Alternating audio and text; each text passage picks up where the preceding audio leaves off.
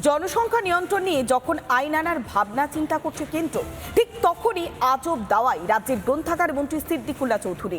বিধানসভায় তার স্লোগান হাম দো হামারে চার। মন্ত্রীর কথায় বিতর্ক বাড়তেই কার্যত ঢোক গিললেন মন্ত্রী। জনসংখ্যার নিরিখে চীনকে টপকে এখন বিশ্বে শীর্ষস্থানে ভারত।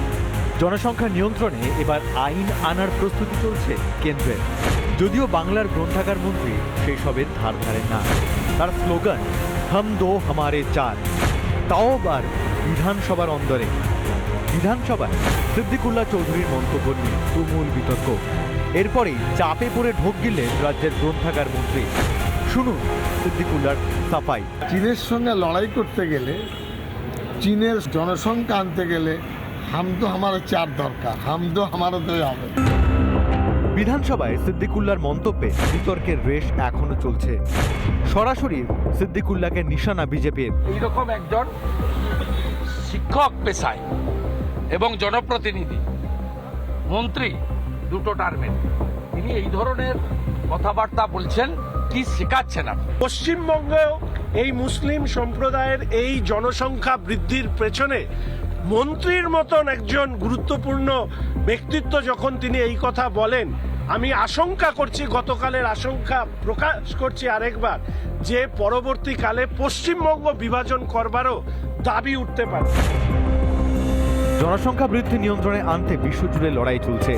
রাজ্যের গ্রন্থাগার মন্ত্রী হয়েও সে কথা জানেন না সিদ্দিকুল্লাহ। মন্ত্রীর পাশাপাশি তিনি শিক্ষকও। পড়ুয়াদের কি হাম দো হামারে চারের পাঠ দিচ্ছেন সিদ্দিকুল্লাহ চৌধুরী? রিপাবলিক বাংলা। রিপাবলিক বাংলার ওয়াল এক্সক্লুসিভ। ইউনুসের গৃহযুদ্ধ লাগানোর চক্রান্ত ফাঁস। রিপাবলিক বাংলার হাতে 38 পাতার ফাইল। ইউনুসের নির্দেশে কুখ্যাত সন্ত্রাসবাদীদের মুক্তি দেওয়া হয়েছে। জেল ভেঙে পালিয়েছে একাধিক জেএমবি জঙ্গি। পুলিশ এবং জেল কর্তৃপক্ষকে চুপ থাকতে কার্যত নির্দেশ দিয়েছিল ইউনুস। রিপাবলিক বাংলার ওয়াল এক্সক্লুসিভ। ইউনুসের গৃহযুদ্ধ লাগানোর যে চক্রান্তের ছবিটা এবার ফাঁস হচ্ছে, কেননা রিপাবলিক বাংলার হাতে এসে গিয়েছে 38 পাতার ফাইল, আর যেখানে স্পষ্ট হচ্ছে ইউনুসের নির্দেশে কুখ্যাত সন্ত্রাসবাদীদের মুক্তি দেওয়া হয়েছে। এমনকি জেল ভেঙে পালিয়েছে এই একাধিক জেএমবি জঙ্গি। বাংলাদেশের যে 38 পাতার ফাইল, সেই রিপোর্টটা ইতিমধ্যেই হাতে এসে গিয়েছে রিপাবলিক বাংলার। রিপাবলিকের হাতে সেই ওয়াল এক্সক্লুসিভ চাঞ্চল্যকর তথ্য। ইউনুসের নির্দেশে সেই যে গৃহযুদ্ধ, নাম, জেল, উপজেল সহ কবে মুক্তি, একাধিক বিষয় বারবার সামনে আসছে। মুক্তির দিন নিয়ে লিখিত নির্দেশ, অর্থাৎ কবে জেল ভেঙে সমস্ত দুষ্কৃতীরা পালাবে এবং কবে সেই মুক্তি মিলবে, তার জন্য একটা নির্ধারিত দিন করা ছিল। এবং মুক্ত জঙ্গিদের তালিকা এবার রিপাবলিক বাংলার হাতে। অর্থাৎ ইউনুসের নির্দেশে কুখ্যাত সন্ত্রাসবাদীদের মুক্তি দেওয়া হয়েছিল এবং জেল ভেঙে পালিয়ে গিয়েছিল একাধিক জেএমবি জঙ্গি। এমনকি চিন্ময় প্রভুদের জেলে ঢোকানোর যে চক্রান্ত, তাও কার্যত মোহাম্মদ ইউনুসেরই হাত ধরে। চিন্ময় প্রভুদের মতো সমস্ত সনাতনী নেতা, এমনকি উগ্রপন্থীদের যে মুক্তি দেওয়ার ছক, অর্থাৎ একদিকে চিন্ময় কৃষ্ণ প্রভু সহ অন্যান্য সনাতনীদেরকে জেলে ভরবার পরিকল্পনা, উগ্রপন্থীদের মুক্তি দেওয়ার যে ছক, সমস্ত ব্লু প্রিন্টটাই তৈরি করেছিল মোহাম্মদ ইউনুসের সরকার। হিন্দুদের আন্দোলন বন্ধ করতে জঙ্গিদেরকে ব্যবহার করা হয়েছিল। যেভাবে আমরা দেখেছিলাম বিভিন্ন জায়গাতে, ঢাকা, খুলনা, চট্টগ্রাম, যে সমস্ত জায়গাতে হিন্দুরা বিক্ষোভ দেখিয়েছিল, সেই সমস্ত জায়গায় কার্যত তাদেরকে কাবু করবার জন্য এই সমস্ত জঙ্গিদেরকে মুক্তি করা হয়েছিল। চট্টগ্রাম কেন্দ্রীয় কারাগার থেকে মুক্ত হয়েছিল প্রায় 37 জন জঙ্গি। শুধুমাত্র চট্টগ্রাম কেন্দ্রীয় যে সংশোধনাগার, সেখান থেকেই এতজন, অর্থাৎ 37 জন মুক্ত হয়েছিল।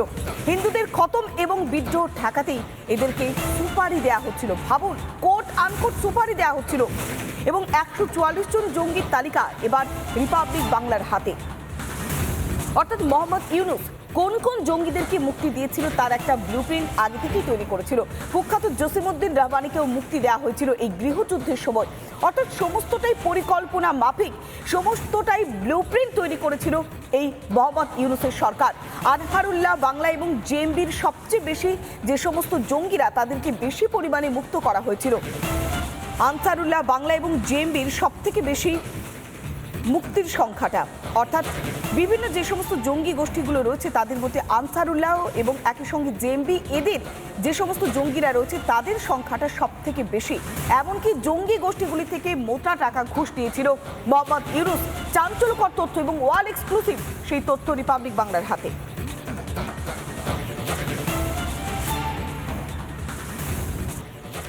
দলীয় নেতার উপরে হামলা হলে পুলিশ গোয়েন্দাদের ভূমিকায় প্রশ্ন তোলেন ফিরহাদ হাকিম।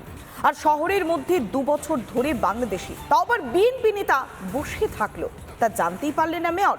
উল্টে অনুপ্রবেশের জন্য কেন্দ্রীয় সরকারের ঘাড়েই দায় চাপালেন তৃণমূল। মুখ্যমন্ত্রী বলার পরে কেন আর্মস ঢুকছে, কি করে আর্মস ঢুকছে, ইন্টেলিজেন্স কোথায়, নেটওয়ার্ক কোথায়?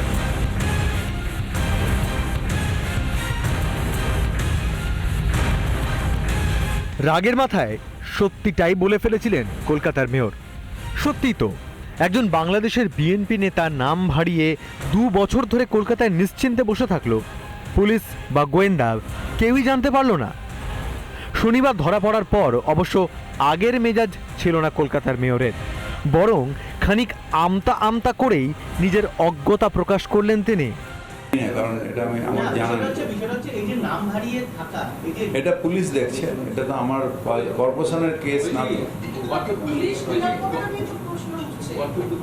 এটা আমি জানি না। তো এটা তো অনুপ্রবেশ যদি হয়ে থাকে সেটা বিএসএফ এর দায়িত্ব, সেটা কেন্দ্রীয় সরকারের দায়িত্ব, কারণ বর্ডার কেন্দ্রীয় সরকারের। ফিরহাদ কিছুই জানেন না, আর অনুপ্রবেশের দায় কেন্দ্রের ঘাড়েই ঠেলেছেন অভিষেক বন্দ্যোপাধ্যায়। অনুপ্রবেশ হলে কার জন্য হবে? বিএসএফ। তার মানে বিএসএফ এর জন্য অনুপ্রবেশ হচ্ছে। বিএসএফ এর মন্ত্রীকে তার তো উচিত পদত্যাগ করা। আরে বর্ডার কি পশ্চিমবঙ্গ পুলিশ পাহারা দেয়? তাহলে জাল নথি কিভাবে পাচ্ছে বাংলাদেশিরা? কে মদত যোগাচ্ছে তাদের? আরে তৃণমূলের মাতব্বরির জন্য এই ধরনের অনেক মাতব্বররা ছড়িয়ে পড়েছে গোটা পশ্চিমবঙ্গ জুড়ে। এরা নাম বদল করছে, হিন্দু নাম নিচ্ছে, এর হাব হয়ে গেছে গোটা বারাসাত। বারাসাত থেকে এগুলোকে প্রমোট করা হচ্ছে। বিভিন্ন ধরনের ভোটের কাজে কখনো জালি ভোটার কার্ড ব্যবহার করা হতো, এখন Aadhaar card, PAN card, ration card তৈরি করা হচ্ছে। অনুপ্রবেশ নিয়ে রাজনৈতিক তরজার শেষ নেই। একদিকে বিএসএফকে কথায় কথায় গালবন্ধ করছে রাজ্য সরকার, অন্যদিকে বিএসএফ এর এখতিয়ার বৃদ্ধি হলেও গোঁসা গুলশির কলোনিতে অনুপ্রবেশকারীদের ডেরা হলো কিভাবে? ঘুরে ফিরে সেই ফিরাদের কথাই উঠে আসছে। মুখ্যমন্ত্রী বলার পরে কেন আর্মস ঢুকছে, কি করে আর্মস ঢুকছে, ইন্টেলিজেন্স কোথায়, নেটওয়ার্ক কোথায়? এত বাইরের ক্রিমিনাল আসছে কি করে? Where is the network? Republic Bangla. নানা ধরনের কন্টেন্ট দেখার জন্য লাইক করুন, শেয়ার করুন আমাদের ফেসবুক পেজ, সাবস্ক্রাইব করুন আমাদের ইউটিউব চ্যানেল। পাশাপাশি অন্যান্য ব্রেকিং নিউজের জন্য অবশ্যই চোখ রাখুন রিপাবলিক বাংলায়।